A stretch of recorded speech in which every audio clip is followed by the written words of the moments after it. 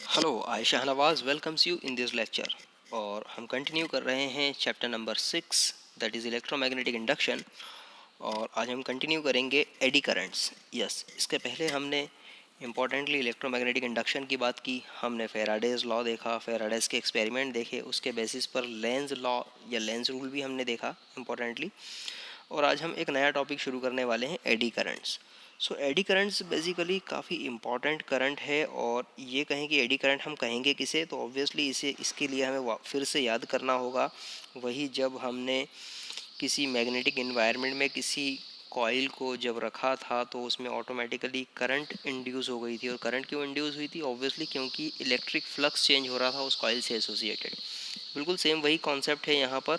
When a magnetic when a magnetic flux linked with the coil, induced EMF is produced in it and the induced current flows through the wire forming the coil.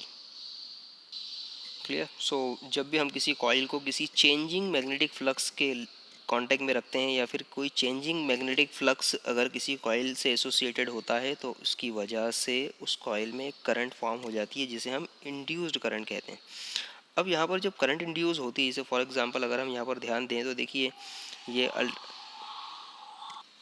इस experiment में mister फोकाल्ट ने एक नई चीज़ ढूंढी। Mister फोकाल्ट ने क्या देखा? Foucault found that when the magnetic flux linked with the metallic conductor when the magnetic flux linked with the metallic conductor changes, induce currents are set up in the conductor in the form of close loop. ठीक है, आप देखिए यहाँ पर जब कोई conductor किसी magnetic flux के साथ में लिंक्ड होता है तो वहाँ पर एक इस तरह की सर्कुलर करंट या इस तरह के करंट्स जो क्लोज लूप फॉर्म में होती है वहाँ पर क्रिएट हो जाती है। और ये जो क्लोज लूप की जो करंट्स होती है वो एक भंवर की तरह दिखती है। इसको हम एक भंवर की तरह या फिर एक बवंडर की तरह देख सकते हैं जिसे हम नॉर्मली एडीज कहते हैं। इसके शेप की वजह से ही या इसके इस तरह के प्रैक्टिकल पर्पस या मैं ऐसा कहूँगा इसके शेप की तरह से ही या फिर इसकी प्रॉपर्टीज़ की वजह से ही हम इसे कहते हैं एडी करंट्स। ठीक है, फोकाल्ट ने क्या देखा? Foucault found that when the magnetic flux linked with the metallic conductor changes. आप देख सकते हैं यहाँ पर कोई मेटलिक कंडक्टर, सपोज ये सोलेनाइड है और ये आपका जो मेटलिक बॉडी है जो नीचे रखा हुआ है। ठीक है, ये मेटलिक कंडक्टर सपोज जब किसी मैग्नेटिक फील्ड के टच में आ रहा है, मैग्नेटिक फील्ड के कांटेक्ट में आ रहा है, तो यहाँ पर एक सर्कुलर करंट्स या क्लोज लूप के फॉर्म में करंट्स यहाँ पर इंड्यूस हो गई है जिससे हम कहते हैं एडी करंट्स, जो हमें एक भंवर की तरह या एक बाउंडर की तरह नज़र आती है। So these currents looks like the eddies और the whirlpools and likewise known as eddy currents. ठीक है, थस हम कह सकते हैं eddy currents are the currents induce in the conductor. Eddy currents कौन सी होगी? जो करंट कंडक्टर में इंड्यूस होगी when placed in the changing magnetic field. अगर किसी कंडक्टर को चेंजिंग मैग्नेटिक फील्ड में रखा जाए तो उसमें इंड्यूस होने वाली जो करंट होगी वो क्या होगी? वो कहलाएगी एडी करंट्स।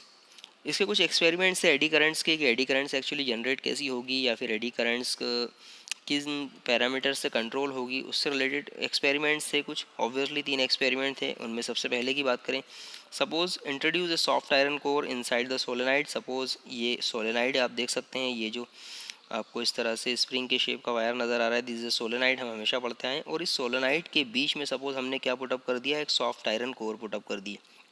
आप देख सकते हैं यहाँ पर ये क्या है? सॉफ्ट आयरन कोर है जो इस सोलेनाइड के बीच में हमने पुटअप कर दिए। और क्या किया? इस सोलेनाइड के दोनों एंड्स पे हमने एक अल्टरनेटिंग करंट सोर्स यहाँ पर लगा दिया है। एक अल्टरनेटिंग करंट सोर्स यहाँ पर हमने लगा दिया है जिसकी वजह से क्या होगा? यहाँ पर एक करंट फ्लो होगी। और जब करंट फ्लो होगी तो ऑब्वियसली क्या होगा? सोलेनाइड से जब भी करंट फ्लो होती है तो इसमें मैग्नेटिक फील्ड क्रिएट होता है। और हम सभी ने पढ़ा है कि यहाँ पर सोलेनाइड में क्या होगा? इंटरनली मैग्नेटिक फील्ड क्रिएट हो जाएगा। और ये मैग्नेटिक फील्ड क्या होगा? क्रिएट होने की वजह से ये जो सोलेनाइड होगा वो एक मैग्नेटिक बार की तरह बिहेव करेगा। ये हमें पता है बहुत अच्छे से, हम पहले पढ़ चुके हैं। Introduce a soft iron core inside the solenoid and connect it to the source of alternating EMF. Place a metallic disc over the cross section face of the soft iron core. ठीक है, हमने क्या किया? इस solenoid के दोनों ends पर एक अल्टरनेटिंग सोर्स लगा दिया है जो अल्टरनेटिंग करंट सोर्स है, या फिर हम ऐसा कह सकते हैं कि अल्टरनेटिंग ईएमएफ सोर्स है जिसकी वजह से करंट फ्लो होगा इस सोलेनाइड में। और यहाँ पर इसके बीच में हमने एक सॉफ्ट आयरन कोर को इनबिल्ड कर दिया है, इंसर्ट कर दिया है। और इस सॉफ्ट आयरन कोर का जो फेस है यहाँ पर हमने एक मेटलिक डिस्क रख दी है। ठीक है, तो ये मेटलिक डिस्क क्या करेगी? ये मेटलिक डिस्क ही हमें बताएगी एडी करंट्स के बारे में। सो ऑब्वियसली यहाँ पर हमने क्या कर दिया, सिंपली मेटलिक डिस्क को रख दिया है। अभी यहाँ पर डायग्राम में आपको ऊपर उठी हुई दिख रही है, बट एज्यूम कीजिए अभी ये कहाँ पर रखी हुई है। अब क्या किया आपने, जैसे ही स्विच ऑन किया और यहाँ से करंट स्टार्ट हुआ, करंट स्टार्ट होगा तो क्या होगा, यहाँ पर एक मैग्नेटिक फील्ड सेटअप होगा। ये मैग्नेटिक फील्ड जब सेटअप होगा तो ऑब्वियसली इस मैग्नेटिक फील्ड के कांटेक्ट में कौन आ रहा है, इस मैग्नेटिक फील्ड के कांटेक्ट में ये मेटल आएगा, ये मेटलिक डिस्क आएगी। और जब ये मेटलिक डिस्क इस मैग्नेटिक फील्ड के कांटेक्ट में आएगी तो अभी हमने एडी करंट्स के बारे में पढ़ा कि अगर किसी चेंजिंग मैग्नेटिक फील्ड्स, अब देखिए यहाँ पर चेंजिंग मैग्नेटिक फील्ड्स की मैं बात कर रहा हूँ, तो ऑब्वियसली यहाँ पर अल्टरनेटिंग करंट सोर्स आपने जब लगाया है तो आपको पता है अल्टरनेटिंग करंट सोर्स किस तरह का होता है, इसकी डायरेक्शन हमेशा चेंज होती है, कभी पॉजिटिव नेगेटिव। तो ऑब्वियसली यहाँ से जो मैग्नेटिक फील्ड भी क्रिएट होगा वो भी कैसा होगा, चेंजिंग होगा मीन्स उसके पोल्स हमेशा चेंज होंगे। तो यहाँ पर क्या होगा कि जैसे ही मैग्नेटिक फील्ड यहाँ पर क्रिएट होगा, ये मैग्नेटिक फील्ड क्रिएट होगा और ये मैग्नेटिक फील्ड जब लिंक होगा इस मेटलिक डिस्क के, तो इस मेटलिक डिस्क में क्या होगा, एडी करंट जनरेट हो जाएगी। बिल्कुल उसी तरह से जैसा भी हमने इस डायग्राम में देखा था कि देखिए मेटलिक फील्ड जैसे ही इस मेटलिक प्लेन के कांटेक्ट में आई तो यहाँ पर ये एडी करंट जनरेट हो गई। ठीक है, तो इसी तरह से यहाँ पर भी एडी करंट जनरेट हो जाएगी। सो ये जो एडी करंट जनरेट होगी यहाँ पर कहाँ पर जनरेट होगी, ऑब्वियसली इस मेटलिक डिस्क में एडी करंट जनरेट हो जाएगी। अब इन एडी करंट्स की जो डायरेक्शन होगी वो क्या होगी, तो ऑब्वियसली लेंस लॉ को याद करते हैं। लेंस लॉ हमने देखा था कि इस तरह की जब करंट या इंड्यूस करंट की डायरेक्शन को फाइंड आउट करने के लिए ही लेंस लॉ का यूज़ किया जाता है। और लेंस लॉ ने हमेशा कहा था कि जो इंड्यूस ईएमएफ या इंड्यूस करंट जो होगी वो हमेशा चेंज होने वाले मैग्नेटिक फ्लक्स का अपोज करती है। तो यहाँ पर क्या होगा, ये जो यहाँ पर एडी करंट जनरेट होगी वो कुछ इस तरह से होगी जो हमेशा इस चेंजिंग फ्लक्स का अपोज करेगी। इट मीन्स कि यहाँ पर अगर मैं ऐसा कहूँ कि सपोज़ मैग्नेटिक फील्ड की वजह से सपोज़ यहाँ पर नॉर्थ पोल और साउथ पोल बनाए तो ऑब्वियसली इसमें जो करंट फ्लो होगी वो कुछ इस तरह से होगी, जो यहाँ पर नॉर्थ पोल और इस तरफ साउथ पोल क्रिएट कर देगी। मैं फिर से बनाता हूँ, आप देख सकते हैं यहाँ पर कि सपोज़ हमने यहाँ पर अगर यहाँ पर सोलेनाइड की वजह से सपोज़ यहाँ पर ये नॉर्थ पोल और ये साउथ पोल क्रिएट हो रहा है तो ऑब्वियसली इस मेटलिक डिस्क में भी यहाँ पर इसके अपोजिट नॉर्थ पोल क्रिएट हो जाएगा, जिसकी वजह से क्या होगा, यहाँ पर अपोजिशन की वजह से क्या होगा, ऑब्वियसली सी बात है ये डिस्क जो है वो ऊपर की तरफ उड़ जाएगी, ऊपर की तरफ एयर में उड़ जाएगी। ठीक है, सो यही है बेसिकली एडी करंट का इफेक्ट यहाँ पर इसी तरह से दिखेगा। और इस एडी करंट का जो लुक होगा वो ऑब्वियसली नज़र तो नहीं आएगी, लेकिन उस एडी करंट का जो पैटर्न होगा वो कुछ इस तरह का होगा, सर्कुलर शेप का, आप देख सकते हैं क्लोज लूप के फॉर्म में होगी। ठीक है, और इसकी डायरेक्शन जो होगी वो वेरी करेगी, इसकी डायरेक्शन डिपेंड करेगी यहाँ पर इस पर्टिकुलर सोलेनाइड में करंट की डायरेक्शन पर। ठीक है, इस पर्टिकुलर सोलेनाइड में करंट की डायरेक्शन पर, क्योंकि दोनों ही जगह जो मैग्नेटिक फील्ड क्रिएट होगा वो दोनों एक दूसरे के अपोजिट होंगे और लेंस लॉ को प्रूफ कर रहे होंगे। So when the circuit is switched on the current starts growing through the solenoid, जैसा हमने देखा सर्किट से करंट ग्रो होना शुरू हो जाएगी। As the current grows magnetic field lines along the axis of the solenoid and hence magnetic flux through the disc also increases from the zero to the some finite value. जैसे ही हमने current switch on किया इससे current flow होना शुरू हो गई, current धीरे धीरे ग्रो होगी और इससे मैग्नेटिक फील्ड एक लिंक होगी। ऑब्वियसली मैग्नेटिक फील्ड जो लिंक होगी वो किससे कनेक्ट होगी, सीधे मेटलिक डिस्क से होगी, जैसा मैंने अभी आपसे कहा। ठीक है, and according to the Lenz law due to this induce currents are produce in the disc. ठीक है, इसकी वजह से क्या होगा, जब मैग्नेटिक फ्लक्स इस डिस्क से लिंक होगा तो यहाँ पर भी करंट इंड्यूस होगी और वो करंट कौन सी होगी, ऑब्वियसली एडी करंट होगी। So according to the Lenz law induce current setup in the disc acts such a manner that it opposes the increase in the magnetic flux. ठीक है, जैसा मैंने कहा कि लेंस लॉ के अकॉर्डिंग इसमें जो इंड्यूस करंट होगी उसकी डायरेक्शन कुछ इस तरह से होगी कि वो इस तरह का मैग्नेटिक फील्ड क्रिएट करे जो फ्लक्स में होने वाले चेंजेस का अपोज करे। इट मीन्स आप देख सकते हैं जैसा मैंने एक्सप्लेन किया था अभी। So as a result the disc is thrown up, जिसकी वजह से डिस्क क्या हो जाएगी, उड़ जाएगी, थोड़ी सी बाहर की तरफ जाएगी या थ्रोन अप हो जाएगी। ठीक है, सो ये पहला एक्सपेरिमेंट था जो एडी करंट को डिफाइन कर रहा था यहाँ पर। सेकंड एक्सपेरिमेंट एक और है, सपोज आपने क्या किया, ये एक मैग्नेटिक इन्वायरमेंट है, एन और एस दो परमानेंट मैग्नेट लिए और सपोज इनके बीच में एक मेटलिक प्लेट को इंसर्ट कर दिया। मेटलिक प्लेट को आपने इस तरह से सस्पेंड कर दिया एक वायर से। अब यहाँ पर मैग्नेटिक फील्ड लाइंस ऑब्वियसली कैसी होती है, नॉर्थ से लेकर साउथ तक, हमें पता है हमेशा मैग्नेटिक फील्ड लाइंस कुछ इस तरह से होगी। अब इस प्लेट के लिए अगर मुझे मैग्नेटिक फील्ड बार बार चेंज करनी है तो उसके लिए हमें क्या करना होगा, हमें इस प्लेट को ऑस्किलेट करना होगा। अब ऑस्किलेट करने के लिए हम क्या करेंगे, इसे हल्का सा रोटेट भी कर सकते हैं। अगर हम इसे थोड़ा सा घुमाएं तो कंटिन्यूसली इस प्लेट से पास होने वाली जो लाइंस मैग्नेटिक फील्ड लाइंस होगी वो कंटिन्यूसली चेंज हो रही होगी। और जब magnetic field lines continuously change होगी तो इस प्लेट के लिए मैग्नेटिक एनवायरनमेंट कैसा होगा, चेंजेबल होगा, वेरिएबल होगा। और मैग्नेटिक एनवायरनमेंट जब वेरिएबल होगा और इट मीन्स तो ये वही बात हो गई कि कोई सी कंडक्टर को आपने चेंजिंग एनवायरनमेंट के बीच में रखा हुआ है तो इसमें इंड्यूस करंट सेटअप हो जाएगी, इसमें करंट इंड्यूस होगी। और वो जो करंट इंड्यूस होगी इसमें वही तो है एडी करंट्स। आप देख सकते हैं यहाँ पर जो आपको सर्कुलर क्लोज लूप में इस तरह से जो करंट्स नज़र आ रही है यही तो है एडी करंट्स। तो यहाँ पर ये एडी करंट्स जो है वो इंट्रोड्यूस हो गई, ठीक है। So the damping effect, so suspend the metallic plate between the two poles of the electromagnet, जैसा भी हमने देखा दो पोल्स के बीच में हमने एक प्लेट को सस्पेंड कर रखा है। Initially when the magnetic field is of it is found that the metallic plate oscillates freely. जब भी मैग्नेटिक फील्ड सपोज अगर ऑफ है, ठीक है, थोड़ी देर के लिए हमने मान लिया उसका कोई इम्पैक्ट नहीं है, ठीक है, क्योंकि ये प्लेट तभी अंदर मोशन कर पाएगी जब ये मैग्नेटिक फील्ड का इफेक्ट नहीं होगा। सपोज अभी थोड़ी देर के लिए मैग्नेटिक फील्ड का इफेक्ट कैसा है, ऑफ है, तो प्लेट ईजिली इसके अंदर सर्कुलेट हो रही है, गोल गोल घूम रही है, ठीक है। Suppose however when the magnetic field is switched on, अगर आपने मैग्नेटिक फील्ड को ऑन कर दिया है then metallic plates comes to rest quite soon. जैसे ही मैग्नेटिक फील्ड का इफेक्ट यहाँ पर आएगा, सपोज इनिशियली मैग्नेटिक फील्ड का इफेक्ट नहीं था तो ये जो प्लेट थी ये इजीली रोटेट हो रही थी।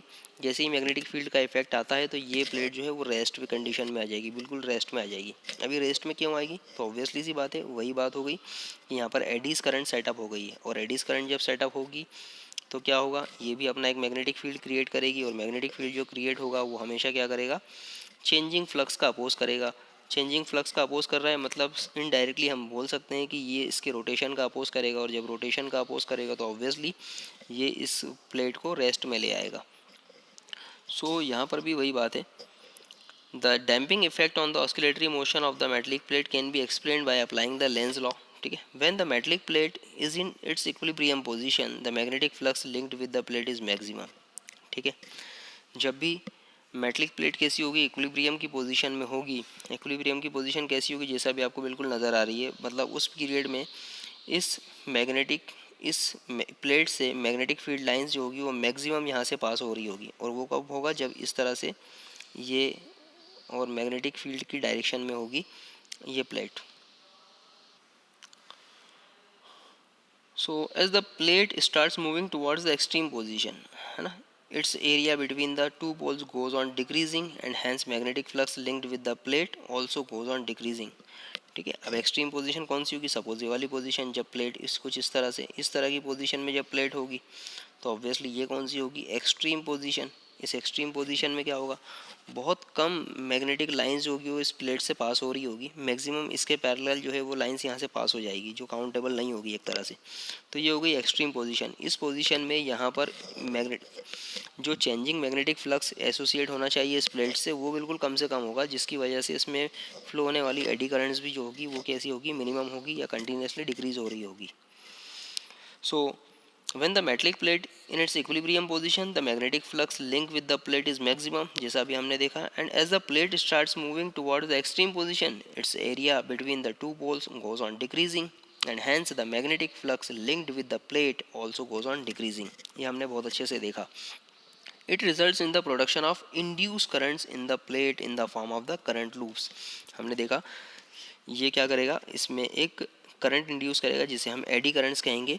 सो according to the Lenz law the induce current opposes the plate from moving towards the extreme position. Similarly, when the metallic plate returns from its extreme position and starts entering in the magnetic field, induced currents are set up which again oppose the motion of the metallic plate. In fact, the eddy current produces are very large and the electric energy so produced is dissipated in the form of the heat energy.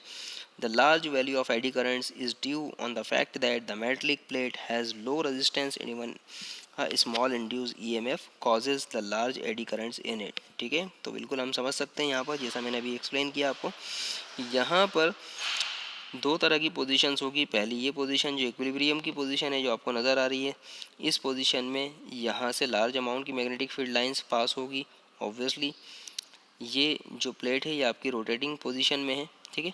अब rotating position में जब है तो ये obviously अब extreme position में जब पहुंचेगी, ठीक है, तो यहाँ पर जो एडीज करंट सेटअप इसके अंदर हो गई है वो इसे इक्विलिब्रियम पोजीशन से एक्सट्रीम पोजीशन में जाने का अपोज करेगी, क्योंकि देखिए जब ये इक्विलिब्रियम पोजीशन से एक्सट्रीम पोजीशन में ये प्लेट जाएगी तो मैग्नेटिक फ्लक्स चेंज होगा, और लेंज लॉ यही तो कहता है कि इसके अंदर जो करंट इंड्यूस हुई है या ईएमएफ इंड्यूस हुआ है वो हमेशा चेंजिंग फ्लक्स का अपोज करता है। तो ऑब्वियसली ये इसकी रोटेशन का अपोज करेगा, पर ये रोटेट होकर सपोज एक्सट्रीम पोजीशन में अगर पहुंच जाती है तो उस केस में भी क्या होगा, यहाँ पर जो एडी करंट सेटअप होगी वो इसका फिर से वापस इक्विलिब्रियम पोजीशन में जाने का अपोज करेगी।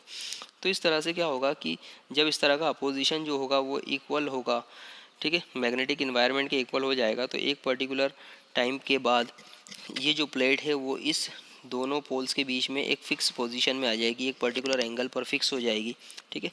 और ये हम ऐसा कहेंगे कि ये जो प्लेट है इस एडी करंट्स की वजह से एक पर्टिकुलर पोजीशन पर डिफ्लेक्ट हो चुकी है। इस प्रोसेस के दौरान ये जो मेटलिक प्लेट होगी वो हल्की सी डैम्पिंग भी क्रिएट करेगी। डैम्पिंग मतलब क्या होता है कि सपोज़ ये जो रोटेशन है इस का रोटेशन है, ठीक है, ये रोटेशन सपोज़ मैं इस तरह से रिप्रेजेंट कर रहा हूँ, पहले positive negative positive negative positive negative, मतलब सपोज़ ये रोटेशन कंटिन्यूसली हो रहा है। इस सर्कुलर रोटेशन को मैं इस एनालॉग वेवफॉर्म से अगर रिप्रेजेंट कर रहा हूँ, ठीक है, कि सपोज़ पहले अगर ये वाला फेस इस तरफ है तो मैं उसे पॉजिटिव से डिफाइन कर रहा हूँ, फिर जब ये रोटेट होकर ये वाला फेस इस तरफ आ जाएगा तो मैं इसे नेगेटिव से रिप्रेजेंट कर रहा हूँ। तो ये जो प्रोसेस है ये बेसिकली कंटिन्यूसली क्या होगा, एक कंटिन्यूस मोड में होगी, जिसे मैं एक एनालॉग वेवफॉर्म से शो कर सकता हूँ, ठीक है। अब ये जो एडी करंट्स है, एडी करंट्स कंटिन्यूसली इस प्रोसेस का अपोज कर रही है, ठीक है, तो ये क्या होगा, एक वक्त के बाद ये जो मोशन है ये धीरे धीरे धीरे धीरे जाकर रुक जाएगा। ये धीरे धीरे जाकर रुकेगा तो ये जो डिक्रीज़ हो रहा है इसके मोशन में जो डिक्रीज़ हो रहा है या धीरे धीरे आपको जो अल्टरनेटिंग वेवफॉर्म का जो एम्पलीट्यूड है कंटिन्यूसली डिक्रीज़ होता हुआ दिख रहा है, तो ये प्रोसेस को ही हम कहते हैं डैम्पिंग। इस प्रोसेस को हम कहते हैं डैम्पिंग। तो हम हमेशा चाहते हैं कि ये जल्दी से जल्दी में डैम्प हो जाए और जल्दी से जल्द जो है वो इस तरह का डैम्पिंग इफेक्ट ख़त्म हो जाए। मतलब अगर आपने जैसे ही इलेक्ट्रिक फील्ड मैग्नेटिक फील्ड में किसी प्लेट को रखा हुआ है तो फ़ौरन जो प्लेट है वो प्लेट को रेस्ट में आ जाना चाहिए, उसे बहुत ज़्यादा टाइम नहीं लगना चाहिए। मतलब ऐसा नहीं होना चाहिए कि पहले स्पीड से घूम रही थी फिर धीरे धीरे स्लो हो फिर उसके बाद जाकर ये स्टैटिक पोजीशन में आए। ये इमीडिएटली जैसे ही मैग्नेटिक फील्ड के कांटेक्ट में आई वैसे ही इमीडिएटली इसे क्या होना चाहिए, एक पर्टिकुलर पोजीशन पर फिक्स हो जाना चाहिए। हमारी रिक्वायरमेंट हमेशा ऐसी होती है। तो इसके बीच का जो प्रोसेस है कि ये धीरे धीरे एक स्टैटिक पोजीशन में आ रही है, उस प्रोसेस को ही हम क्या कहते हैं, damping. So it may be pointed out that the production of eddy currents in the metallic plate oscillating inside the magnetic field produces damping effect. ये डैम्पिंग इफेक्ट क्रिएट करती है और it is called the electromagnetic damping.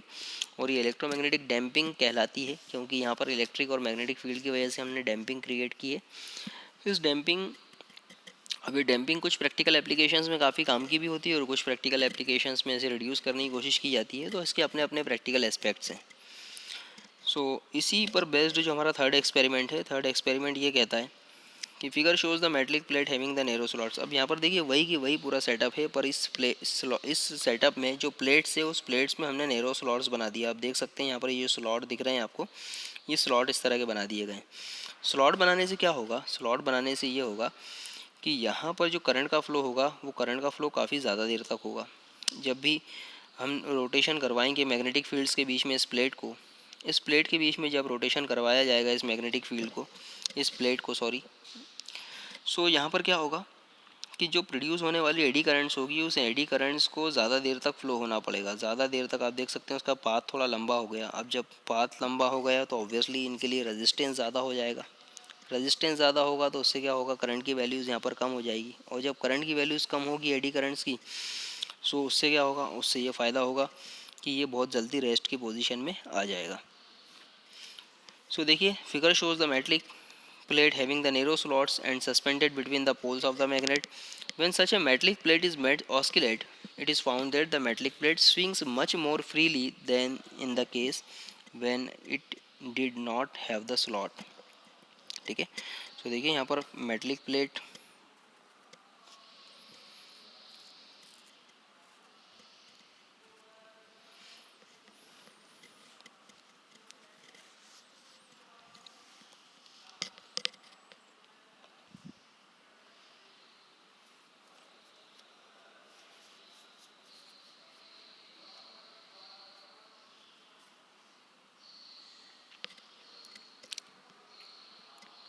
सो यहाँ पर ये जो process में आप देख सकते हैं, यहाँ पर जो एडी करंट से एडी करंट्स को थोड़ा ज़्यादा पार्ट ट्रैवल्स करना पड़ रहा है। ट्रैवल करेगा तो ऑब्वियसली क्या होगा, इससे इसकी वैल्यू कम होगी, और वैल्यू कम होगी क्योंकि रेजिस्टेंस ज़्यादा ऑफर होगा, और जब रेजिस्टेंस ज़्यादा ऑफर होगा तो एडी करंट्स की वैल्यूज़ कम होगी, और एडी करंट की जब वैल्यू कम होगी तो यहाँ पर जो डैम्पिंग इफेक्ट है वो काफ़ी हद तक रिड्यूस हो जाएगा, और ये जो प्लेट है ये बहुत ही ईजीली इस नॉर्थ और साउथ पोल के बीच में सस्पेंड हो जाएगी, एक पर्टिकुलर एंगल पर फिक्स हो जाएगी।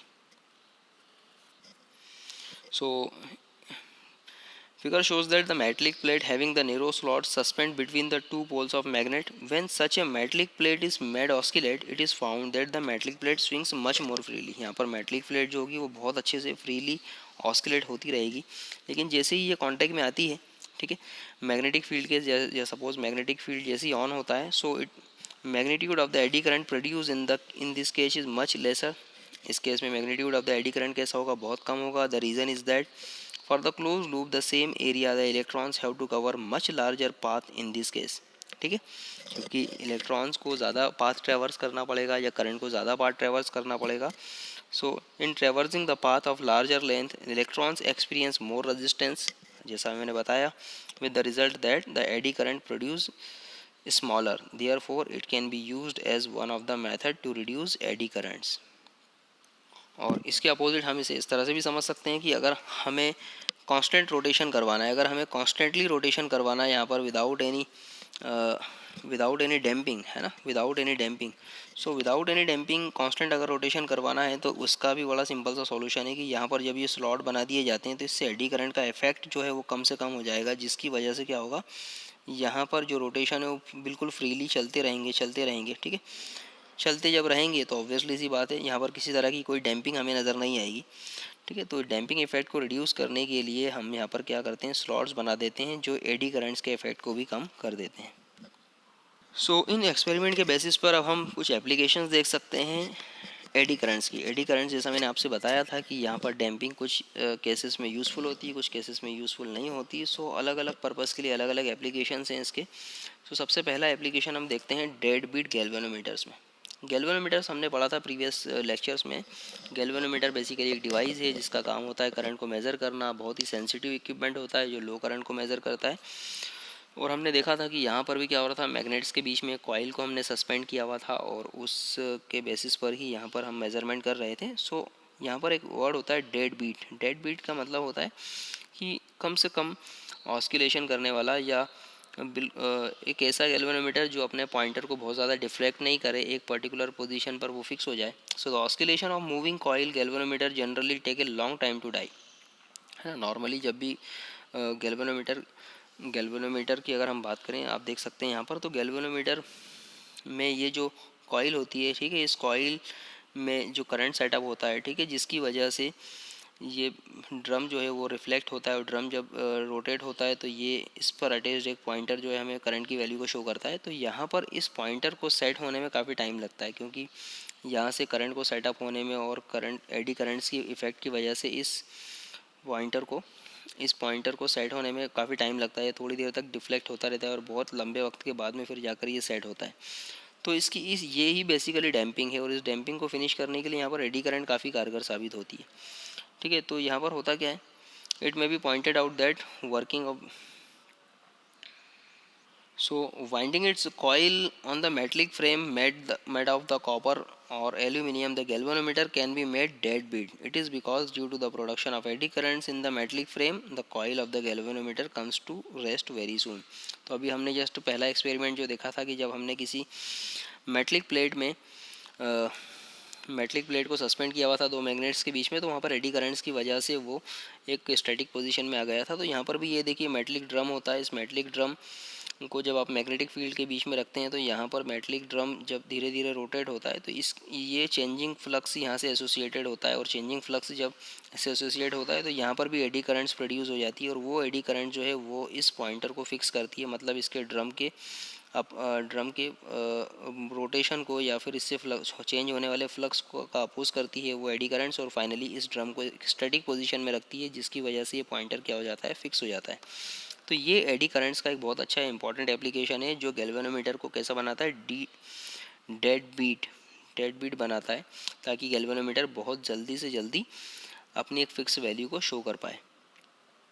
इसके बाद सेकंड होता है इलेक्ट्रोमैग्नेटिक डैम्पिंग। ठीक है, कई जगह डैम्पिंग की रिक्वायरमेंट भी होती है। सपोज ऐसे कोई आर्टिकल्स बनाने हैं आपको जहाँ पर आप विदाउट एनी फिजिकल कांटेक्ट जो है किसी चीज़ को बाउंस करवाना चाहते हैं, तो वहाँ पर इस तरह के जो आर्टिकल्स होते हैं, इस तरह के कुछ प्रोजेक्ट्स होते हैं जहाँ पर इलेक्ट्रोमैग्नेटिक डैम्पिंग काफ़ी कारगर साबित होती है। सो the oscillation of the coil of the galvanometer can also be stopped bye short circuiting the two ends of the coil through the tapping की। ठीक है, ये एक सॉल्यूशन बताया गया है यहाँ पर कि ये जो कॉइल होती है, इस कॉइल के दोनों एंड्स को अगर हम शॉर्ट सर्किट कर दें तो भी यहाँ पर डैम्पिंग को हम रिड्यूस कर सकते हैं।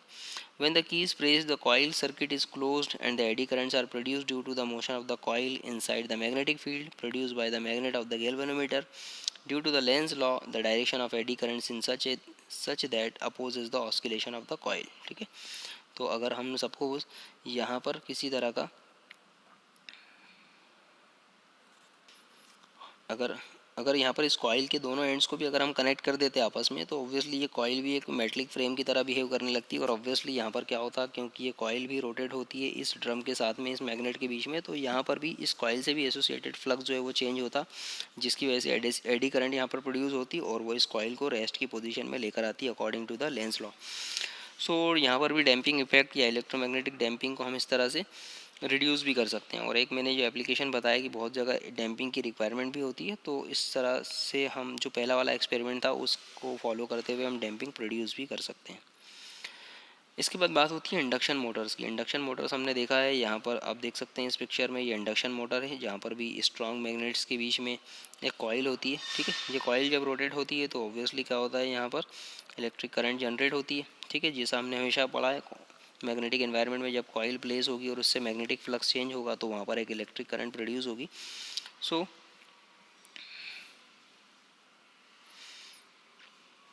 या इसका अपोजिट हम ये इफेक्ट भी हमने देखा है कि जब हम किसी कॉइल को से कोई करंट फ्लो करते हैं, तो जब कॉइल से करंट फ्लो करते हैं मैग्नेटिक एनवायरनमेंट में तो वो रोटेट होने लग जाती है। ये कॉन्सेप्ट भी होता है। ठीक है, तो यहाँ पर भी इन दोनों केसेस के अंदर क्या होता है, अभी हम इंडक्शन मोटर की बात करते हैं, हालांकि इनमें एक इंडक्शन मोटर होगा और एक जनरेटर होगा, बट हम फिलहाल इंडक्शन मोटर का ही बात कर रहे हैं यहाँ पर। So a rotating magnetic field is produce by means of the two single phase currents. ठीक है, एक रोटेटिंग मैग्नेटिक फील्ड हम यहाँ पर प्रोड्यूस कर सकते हैं।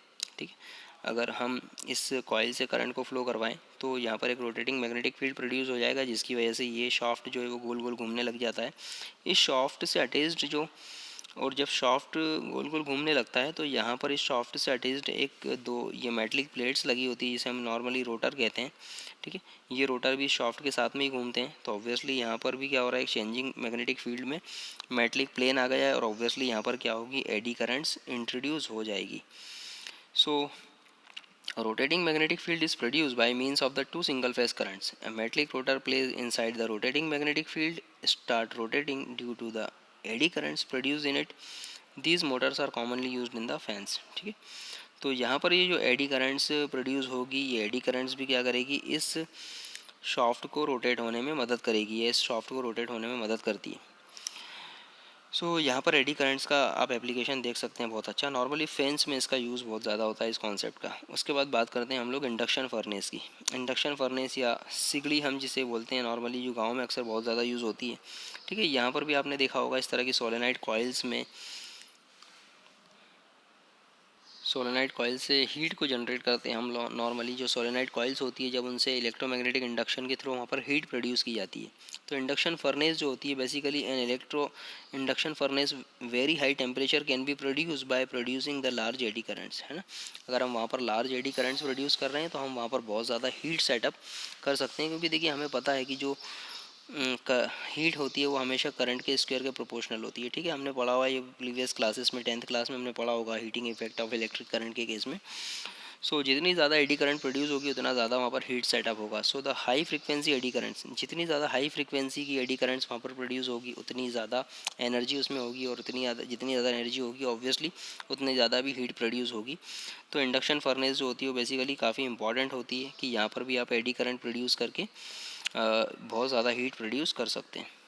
तो ये भी एडी करंट का काफ़ी इंपॉर्टेंट एप्लीकेशन है। इसके बाद बात होती है डायाथर्मी की। So eddy currents have been used for the deep treatment called the deep heat treatment called the diathermy. Normally heat treatment जब दिया जाता है, सिकाई वगैरह की जाती है नॉर्मली, उसे हम बेसिकली डायाथर्मी यूनिट कहते हैं। तो यहाँ पर भी जो हीट का प्रोडक्शन होता है वो बेसिकली इस एडी करंट का यूज़ करके ही होता है। तो इस तरह की हीट को भी, जो बेसिकली नॉर्मलाइज हीट होती है, बहुत ज़्यादा लेवल की नहीं होती, तो उस हीट का यूज़ करके हम नॉर्मली जो हीट ट्रीटमेंट है किसी बॉडी को देना है, किसी पेशेंट को देना है, हम वहाँ पर इसका यूज़ कर सकते हैं। तो ये भी बेसिकली एडी करंट का ही एक एग्जांपल है, क्योंकि यहाँ पर जो हीट जनरेट होती है वो एडी करंट की वजह से ही होती है। इसके बाद नेक्स्ट जो एप्लीकेशन इसका आता है स्पीडोमीटर में। स्पीडोमीटर हम सभी ने देखा है, हमारे व्हीकल्स में नॉर्मली लगा होता है, जो हमारे व्हीकल की स्पीड को शो करता है। सो स्पीडोमीटर जो हमें शो करता है स्पीड, एक पर्टिकुलर जो भी हमारी गाड़ी की स्पीड होती है, हमारे व्हीकल की जो भी स्पीड होती है, उतने पर्टिकुलर स्पीड को शो करने के लिए उस मीटर में जो पॉइंटर लगा होता है वो पॉइंटर हमें शो करता रहता है। तो देखिए इसमें भी अगर हम देखें, इस पर्टिकुलर स्पीडोमीटर के कॉन्सेप्ट को अगर हम देखें, तो यहाँ पर अगर आप देखेंगे तो यहाँ पर एक ड्रम लगा होता है, ठीक है। ये ड्रम जो लगा होता है, और ये बेसिकली एक मैग्नेट लगा होता है। यहाँ पर एक मैग्नेट का सेट होता है, स्पिनिंग मैग्नेट सेट्स, है ना। एक स्पिनिंग मैग्नेट लगा होता है। तो ऑब्वियसली यहाँ पर क्या होता है, और shaft revolves at the speed relative to the speed of vehicle. और ये जो ड्रम लगा होता है ये व्हीकल के साथ में कनेक्टेड होता है, मतलब जितनी स्पीड से व्हीकल घूमता है, व्हीकल का टायर घूमता है, उतनी स्पीड से ये ड्रम भी यहाँ पर घूमता है। सो in the speedometer, when in automobile, the small magnet is geared to the main shaft of the vehicle and it rotates according to the speed of the vehicle. आप देख सकते हैं यहाँ पर ये जो मैग्नेट लगा हुआ है इस ड्रम के साथ में, तो जैसे जैसे ड्रम घूमता है वैसे ही क्या होता है, ये मैग्नेट भी रोटेट होता है, ये मैग्नेट भी रोटेट होता है इस ड्रम के साथ में। So when the magnet rotates it produces the eddy currents in the drum, ठीक है। अब ऑब्वियसली इस मैग्नेट के कांटेक्ट में कौन है, ये ड्रम है। तो जैसे ये मैग्नेट रोटेट होगा तो इस ड्रम के सराउंडिंग क्या होगा, एडी करंट जनरेट हो जाएगी। इस ड्रम के सराउंडेड एडी करंट जनरेट होगी, और जब एडी करंट जनरेट होगी तो क्या होगा, वो इस ड्रम के मोशन का अपोज करेगी, ठीक है। या मैं ऐसा कहूँ कि इस ड्रम के साथ में एसोसिएटेड जो रॉड है उस रॉड के मोशन का अपोज करेगी, क्योंकि देखिए रॉड भी इसके साथ में ही कनेक्टेड है। अगर ड्रम घूमेगा, मैग्नेट घूम रहा है, तो मैग्नेट के घूमने की वजह से यहाँ पर एडी करंट्स प्रोड्यूस हो रही है, और ये मैग्नेट एडी करंट जो होगी वो इस शाफ्ट के रोटेशन का भी अपोज करेगी, और ये ऑल टुगेदर इस ड्रम और शाफ्ट के रोटेशन का अपोज करेगी। मतलब ये जो रोटेशन हो रहा है इस रोटेशन को होने नहीं देगी। सो when the magnet rotates, it produces eddy currents in the drum. Due to the effect of eddy currents, the drum tries to oppose the motion of the rotating magnet. ठीक है। In turn, the drum experiences a torque and gets deflected through a certain angle. ठीक है। अब ये wheel के rotation के साथ में ये तो रोटेट हो ही रहा है, लेकिन यहाँ पर एडी करंट्स इसे रोटेट नहीं होने देना चाह रही। तो ऑब्वियसली इसकी वजह से यहाँ पर क्या होगा, ये जो ड्रम होगा ये एक पर्टिकुलर एंगल पर इंक्लाइंड हो जाएगा, एक पर्टिकुलर एंगल पर इंक्लाइंड हो जाएगा, और ये इंक्लाइनेशन ही बेसिकली इस पॉइंटर के साथ में कनेक्टेड होगा। मतलब ये ड्रम इस पॉइंटर के साथ भी कनेक्टेड है, तो जितने भी पर्टिकुलर एंगल पर ये इंक्लाइंड होगा या तो उतना ही बेसिकली ये पॉइंटर एक रिस्पेक्टिव वैल्यू हमें यहाँ पर शो करता रहेगा, या एक रिस्पेक्टिव वैल्यू को यहाँ पर ये पॉइंट करता रहेगा। So due to the effect of eddy current the drum tries to oppose the motion of rotating magnet. ठीक है। यहाँ पर ड्रम जो होगा वो रोटेटिंग मैग्नेट का अपोज करेगा, या फिर ये अपने आप के रोटेशन का अपोज होता हुआ दिखेगा यहाँ पर। और ये जो अपोजिशन है वो इस ड्रम को एक पर्टिकुलर एंगल पर सेट कर देगा, एक पर्टिकुलर एंगल पर रोटेट करके रख देगा। ठीक है। और ऑब्वियसली यहाँ पर ये जो ड्रम और शाफ्ट के साथ में एसोसिएटेड पॉइंटर है ये फिर एक स्पेसिफिक वैल्यू को यहाँ पर पॉइंट करेगा।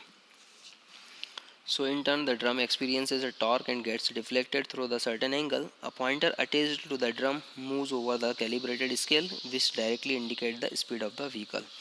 तो आपने देखा इस तरह से स्पीडोमीटर में भी यहाँ पर एडी करंट्स का कितना इंपॉर्टेंस होता है, या फिर एडी करंट्स ही होती है जो स्पीडोमीटर पर जो पॉइंटर हमें स्पीड शो कर रहा है उसको पॉइंट करवाने का काम करती है। इसी तरह से हम एनर्जी मीटर्स की बात करें तो एनर्जी मीटर्स भी हम सभी ने देखे हैं, हमारे घर में एनर्जी मीटर्स होते हैं। हालांकि आजकल तो इलेक्ट्रॉनिक मीटर्स लग गए हैं, लेकिन आपको याद होगा पहले कभी इलेक्ट्रोमैग्नेटिक मीटर्स भी लगा करते थे। उसमें कुछ इस तरह की प्लेट्स होती थी, रोटेटिंग प्लेट जो घूमती रहती थी। ठीक है। तो इसके रोटेशन का कॉन्सेप्ट क्या होता था, तो यहाँ पर भी बेसिकली एडी करंट्स का ही कॉन्सेप्ट होता था। अभी एनर्जी मीटर्स क्या करते थे, तो देखिए in energy meters the armature coil carries a metallic aluminium disc. आप देख सकते हैं यहाँ पर एक मेटलिक एल्यूमिनियम डिस्क होती थी। ये जो डिस्क होती थी हमारी रोटेटिंग एल्यूमिनियम डिस्क होती थी। ठीक है। जो ये जो मैग्नेट आप देख रहे हैं, इन मैग्नेट्स के बीच में से रोटेट होती हुई निकलती रहती थी, इन मैग्नेट्स के बीच में से पास होती रहती थी। तो ऑब्वियसली यहाँ पर ये जो डिस्क है, ये डिस्क यहाँ पर इस मैग्नेट की, जिन मैग्नेट्स के बीच में से रोटेट हो रही होती थी, ठीक है, यहाँ पर इन मैग्नेट्स के साथ में कॉइल लगी होती थी, ठीक है। ये जो कॉइल होती थी, ठीक है, इस कॉइल से करंट जब फ्लो होता था तो ऑब्वियसली ये जो डिस्क है, इस डिस्क के रोटेशन का यहाँ पर फिर अपोज होता था। So in energy meter, the armature coil carries a metallic aluminum disc which rotates between the poles of the pair of the permanent horseshoe magnets. जैसा मैंने आपसे अभी कहा, the armature rotates, the current induced in the disc tends to oppose the motion of armature coil. As the armature rotates, अब यहाँ पर armature क्या है, देखिए यहाँ पर जब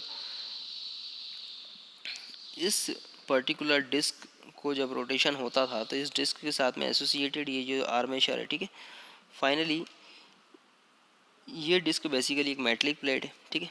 तो ऑब्वियसली ये डिस्क के कांटेक्ट में जब ये कॉइल से एसोसिएटेड मैग्नेटिक फ्लक्स आता था तो ऑब्वियसली क्या होगा, क्योंकि ये डिस्क कंटिन्यूसली रोटेट हो रही है इसलिए इससे एसोसिएटेड मैग्नेटिक फ्लक्स क्या होता है, कंटिन्यूसली चेंज होता है। और कंटिन्यूसली अब चेंज होगा तो इसमें क्या होगा, इसमें एक एडी करंट्स प्रोड्यूस हो जाएगी। इसमें जब एडी करंट्स प्रोड्यूस हो जाएगी तो क्या होगा, एडी करंट प्रोड्यूस जब होगी तो वो इस डिस्क के रोटेशन का अपोज करेगी। ये ऑल टुगेदर ये जो आर्मेचर लगा हुआ है साथ में इसके रोटेशन का अपोज करेगी। So as the armature rotates, the current induced in the disc tends to oppose the motion of armature coil. Due to this braking effect, the deflection is proportional to the energy consumed, ठीक है। So obviously यहाँ पर ये इस rotation का जब oppose होगा तो ऑब्वियसली ये जो रोटेशन होगा, ठीक है, ये रोटेशन डिपेंड करेगा एडी करंट्स पे। मतलब एडी करंट जितनी ज़्यादा जनरेट होगी उतना ज़्यादा अपोजिशन होगा, ये कॉइल उतनी ज़्यादा स्लो हो जाएगी, ठीक है। और ऑब्वियसली या अगर हम ऐसा कहें कि करंट यहाँ से जितना ज़्यादा फ्लो होगा, ठीक है, करंट यहाँ से जितना ज़्यादा फ्लो होगा, जितना ज़्यादा करंट यहाँ से फ्लो होगा, ठीक है, उतना ज़्यादा स्ट्रॉन्ग मैग्नेटिक फील्ड इसे यहाँ से मिलेगा। उतना ज़्यादा स्ट्रॉन्ग मैग्नेटिक फील्ड जब इसे मिलेगा तो ऑब्वियसली उतनी ज़्यादा स्ट्रॉन्ग यहाँ पर मैग्नेटिक एडी करंट जनरेट होगी।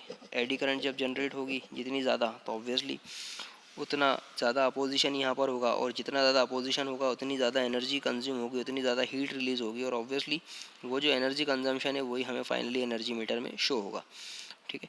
सो ये बेसिकली एनर्जी मीटर का कॉन्सेप्ट था। इसके बाद एक और इम्पॉर्टेंट एप्लीकेशन है, that is electric break.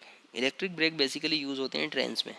Trains में इलेक्ट्रिक ब्रेक्स का बहुत ज़्यादा यूज़ होता है। आप देख सकते हैं जो आपको नज़र आ रहा है ये प्लेट, बिल्कुल आप देख सकते हैं यहाँ पर कि एक ये डिस्क है। ये डिस्क बेसिकली क्या है, ट्रेन का व्हील समझ लीजिए आप इसे, और इसके बीच में लगा होता है ये नॉर्थ और साउथ पोल, मतलब एक स्ट्रॉन्ग मैग्नेट। तो ये व्हील जब रोटेट होता है, ठीक है, और जब भी ब्रेक लगाना होता है तो ये जो नॉर्थ पोल और साउथ पोल से निकलने वाला मैग्नेटिक फ्लक्स जब इसके कांटेक्ट में आता है, अब क्योंकि व्हील रोटेट हो रहा है इसलिए यहाँ पर क्या होता है, कंटिन्यूसली मैग्नेटिक फ्लक्स चेंज हो रहा है इस व्हील से एसोसिएटेड, जिसकी वजह से यहाँ पर एडी करंट्स प्रोड्यूस हो जाती है, आप देख सकते हैं। और ये एडी करंट जो होती है वो नॉर्मली इस व्हील के रोटेशन का अपोज करती है और फाइनली इस तरह से ब्रेक लग जाता है। सो ट्रेन्स में ये ब्रेक नॉर्मली यूज़ होते हैं। So as a metallic drum is coupled to the wheels of the train so that when the train runs the drum also rotates. In order to stop the train, strong magnetic field is applied to the rotating drum. आप देख सकते हैं यहाँ पर ये rotating drum पे आपने क्या किया, strong magnetic field अप्लाई कर दिया है। The large eddy currents produces opposes the motion of drum. Since the drum is connected to the wheels of the train, the latter comes to the halt. These days the electric brakes are provided in the trains in addition to the usual vacuum brakes, ठीक है। तो इस तरह से आपने देखा कि eddy current जो होती है वो ट्रेन के ब्रेक या इलेक्ट्रिक ब्रेक को प्रोड्यूस करने के काम में भी आ रही है। तो यहाँ पर हमने देखा काफ़ी अच्छा इम्पॉर्टेंट है एडी करंट्स का, या काफ़ी यूज़फुल होती है एडी करंट्स। अब एडी करंट्स के कुछ अनडिज़ायरेबल इफ़ेक्ट्स भी होते हैं। Since the resistance of the metallic conductor is quite low, the magnitude of the eddy current produced is quite large. अगर किसी मेटलिक कंडक्टर का रेजिस्टेंस बहुत कम है तो ऑब्वियसली उसमें प्रोड्यूस होने वाली एडी करंट जो होगी वो बहुत ज़्यादा होगी, और जब एडी करंट ज़्यादा होगी तो वहाँ से हीट प्रोड्यूस भी ज़्यादा होगी। So the magnitude of the eddy current produces is quite large. As such, the considerable amount of heat is produced in the conductor due to the Joule's heating effect. हमने पढ़ा है कि यहाँ पर हमेशा करंट के स्क्वायर के proportional होता है हीट, ठीक है। सो अगर किसी पर्टिकुलर मेटलिक कंडक्टर में एडी करंट ज़्यादा प्रोड्यूस हो रही है तो ऑब्वियसली वहाँ पर हीट भी ज़्यादा प्रोड्यूस होगी. सो if the large eddy currents are allowed to produce in the core of the choke coil, transformer, dynamo etc., it may produce the undesirable effect. ठीक है, अगर किसी चोक में, किसी ट्रांसफार्मर में या डायनेमो में अगर लार्ज एडी करंट्स प्रोड्यूस हो रही है तो वहाँ पर क्योंकि हीट ज़्यादा प्रोड्यूस होगी, और अगर हीट ज़्यादा प्रोड्यूस होगी तो ये जो डिवाइसेस हैं, ये डिवाइसेस के ख़राब होने के चांसेस भी होते हैं. So the eddy currents produced in the core of the transformer are reduced by making the use of laminated core. ठीक है, तो हम एडी करंट्स के इफेक्ट को कम कर सकते हैं अगर हम वहाँ पर क्या करें, थोड़ा सा इंसुलेशन कर दें या लेमिनेशन कर दें. So eddy currents produce in the core of the transformer are reduce by making the use of laminated core. The thick core of the transformer is formed by joining the identical iron strip together. ठीक है, iron strip को अगर हम आपस में join कर दें, जैसा आपने गैल्वेनोमीटर के केस में देखा था, तो हम एडी करंट के इफेक्ट को वहाँ पर क्या कर सकते हैं, कम कर सकते हैं. After insulating them from each other by coating them with the varnish, since the resistance of an iron strip will be much larger than the resistance of the thick core, only very feeble eddy currents are produced in the iron strips and the transformer is saved from the getting heated. Okay, तो अगर हम iron strips का use करें और इस transformer की core में iron strips का यूज़ करें हम, तो आयरन स्ट्रिप्स का क्योंकि रेजिस्टेंस ज़्यादा होगा, रेजिस्टेंस ज़्यादा होने की वजह से वहाँ पर प्रोड्यूस होने वाली जो एडी करंट्स होगी वो बिल्कुल कम से कम होगी. आप देख सकते हैं यहाँ पर सपोज ये ट्रांसफार्मर की कॉइल है और यहाँ पर हमने जो क्या कर दिया, लेमिनेशन कर दिया है. और लेमिनेशन करने की वजह से यहाँ पर अगर सपोज़ हम आयरन स्ट्रिप्स का यूज़ करते तो इसमें जो प्रोड्यूस होने वाली एडी करंट्स होती वो कैसी होती, कम होती.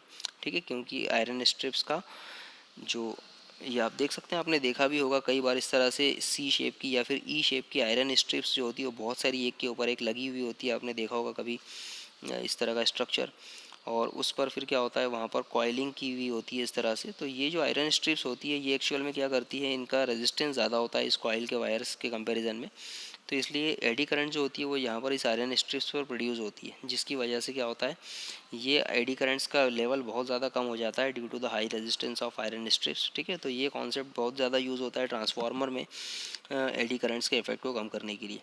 तो इससे हीट क्या होती है, बहुत कम प्रोड्यूस यहाँ पर होती है. और आपने देखा होगा नॉर्मली हीट सिंक्स भी आपने देखे होंगे जो इसी शेप के होते हैं नॉर्मली. सो ये था एडी करंट्स, और एडी करंट्स के बारे में काफ़ी इंपॉर्टेंट लेक्चर था. आई होप आपको समझ में आया होगा. आई विल रिक्वेस्ट एटलीस्ट 2 से 3 बार इस लेक्चर को ज़रूर देखिएगा. Thank you.